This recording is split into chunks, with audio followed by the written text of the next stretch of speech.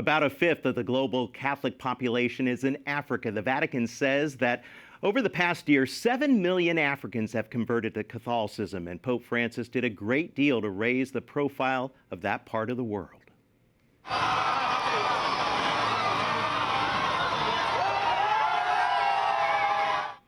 On his several trips to Africa, the Holy Father would speak passionately about peace, reconciliation, and social justice. He would often highlight the resilience of the African people. Pope Francis paid a great deal of attention to the nation of South Sudan, including an extraordinary moment in 2019 when he knelt and kissed the feet of the nation's president as well as his political rival. We're joined with Father Don Bosco. Thank you so much for joining us. What would you say has been the Pope's impact on Africa? Thank you for having me. Pope Francis has had a very significant impact on Africa since he started his papacy in 2013. He has shown that he had the best interests of Africans at heart, that he came on the continent and was able to visit 10 African countries out of the 68 that he visited across the globe outside Italy. And while on the continent, he was able to say things that resonated very well with the ordinary people.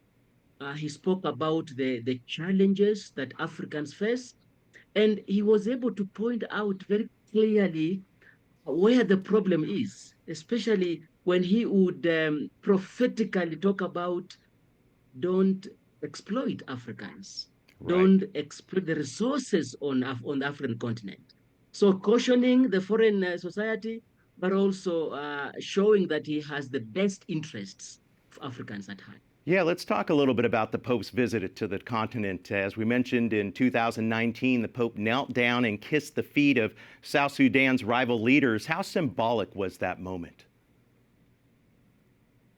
That was one of the greatest extraordinary gestures that he showed to Africans.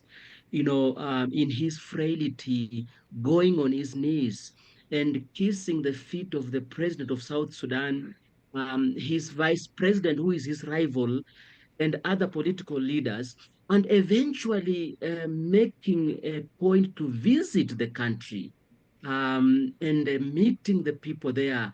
Following up his action of kissing with the physically going there, even after postponing it, for some time. That was, I think, for me, one of the greatest signs of his love for Africa and for the world's youngest country, South Sudan.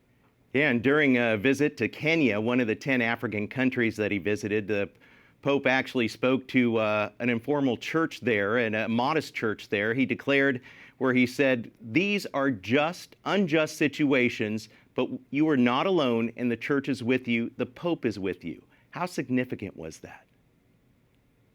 In fact, that marked his first visit to the continent in 2015 November, when he came to Kenya in what was a 3-nation visit.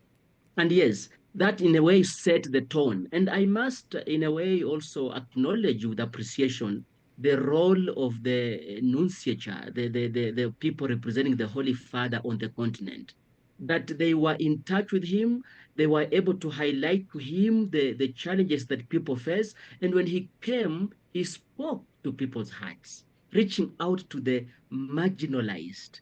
And so showing his mercy, compassion, in a way, representing Jesus among the people and making them know that, yes, God is journeying with you in whatever situations you are going through.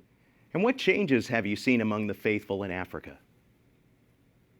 Well, change takes time to acknowledge, but it's clear that over his papacy, the statistics have continued to show that the number of Catholics on the continent, in comparison to other places in society, the vocations to the priesthood, to religious life, these numbers have increased steadily. And we can say that, yes, in his papacy, Africa has continued to show that it is the praxis of the Catholic faith in the future. We're going to leave it there, right there. Thank you so much for joining us. Thanks for having me, and God bless.